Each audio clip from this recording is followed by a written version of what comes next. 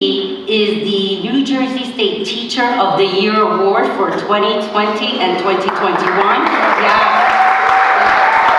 As well as the Camden County Teacher of the Year 2020-2021. So I'd like to welcome Angel Santiago. Woo, thank you. Oh my God, beautiful award that we have right here. My mom told me not to be too long-winded, so I'm going to ignore her advice and just go with it. I want to thank PRAC, all the community board members, a lot of you who I've known for a very long time, Ricky, Josie. You continue to give generations upon generations of Puerto Rican citizens, Latino citizens, a voice in our community, a vital resource that is so often needed. So we thank you for that. I want to go straight to my family. I'm going to give a thank you and a blessing to my abuela, who just celebrated 90 years on this planet. La Doña Mary Rivera, 90 years, generations upon generations of working to provide her kids with a better life, and in turn, my mother really stepping it up. And I definitely want to acknowledge my mother, Lillian Rivera, who's out in the crowd right now. Over 25 years working for social services in Cumberland County, being a civil servant for our community, that does not go overlooked, especially by your son, who really took that as an example to work with the community, whether it be with our adults or like I do with my children. Mom, you were my first teacher. You're my always teacher. You will always be an example for me. I see what you do for my brother and myself, even today, and our kids, and we really appreciate it. And one more acknowledgement to one of the greatest men who I've ever known, and a huge part of our Latino community, my late and great stepfather, Sonny Lugo.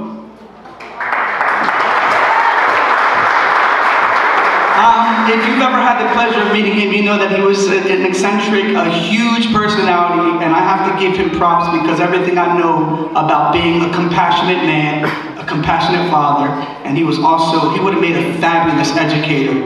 It has come from him, so I know he's not here with us physically, but he's always been in my heart, and he's a large reason of where I'm at right now, so thank you. And then a big thank you to my wife and to my two boys, Sebastian and Cruz, who, when I come home, they are my comfort zone, they are my oasis. Thank you so much, I love you all. And a big shout out to a lot of my family members who are here, my extended family members in the crowd, who've taken the sacrifice and offered a helping hand in shaping who I become and help raise me. I really appreciate that, and I think that's what our community does best. We take care of each other, regardless of our race, religion, our creed. Being Latino, especially Puerto Rican, I had so many family members that weren't actually blood family members. They were, titis and tios of not by blood, but by heart. And I think that means a lot more because they wanted to be there. So I take that theme, I brought it to my classroom. I think building that family atmosphere is probably the most effective classroom strategy I have. My families know that for 10 months, 6 hours a day, that they have someone that they can rely on to look after their kids, that will treat them as if they were their own. And that's the universal part of our culture that I would love to bring to each and every classroom. And for us to do that, we have to really look about how are we bringing more Latinos and more Latinas into the classroom. It's becoming increasingly more difficult to attract young aspiring Latinos and Latinas into the profession.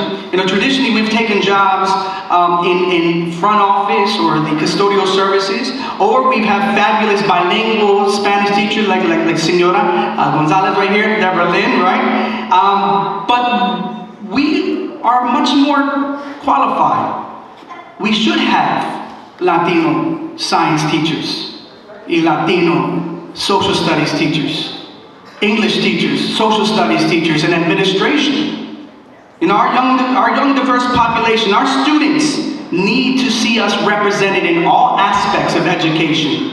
So where do we start? We start at the curriculum level. We ensure that our curriculum, our standards reflect the contributions of our Latino country, our Latino society, on this nation and beyond. Educators have an obligation, not just to our own communities, but to all of our students to provide an enriching, diverse education that highlights our Latino community's role in building this country.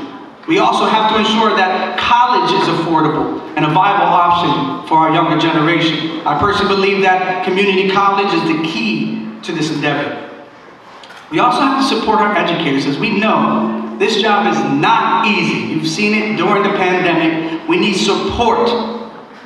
It's no secret that education is a labor of love, but we have to ensure that this career choice will fairly compensate those who choose this path. In order to make education an attractive profession, we have to start treating this profession in such manner. Our young Latino generation has seen their teachers working 2, 3 jobs to keep up with student loans or purchasing a house, raising a family. And unfortunately, this has turned many of our future Latinos away. Our teachers are asked to do the impossible. They're an integral part of our community, and it's a profession that is in desperate need of diversification. So let us start to support our educators and support their call for fair and relative compensation. So I'll leave you with one final thought. This is from the Netflix series, Latin History for Morons. This was from John Leguizamo. And he says something at the end of his special that's so touching. He says, we're the only ethnic group that has fought in every single war this country's ever had. We have shed our blood for America in each and every single one of our wars. We're the most decorated minority in each and every single one of those wars. But where are our contributions? Where are they? Where are they listed, mentioned, or honored? Can you imagine? Can you imagine if we were put back into history, written back into the textbooks?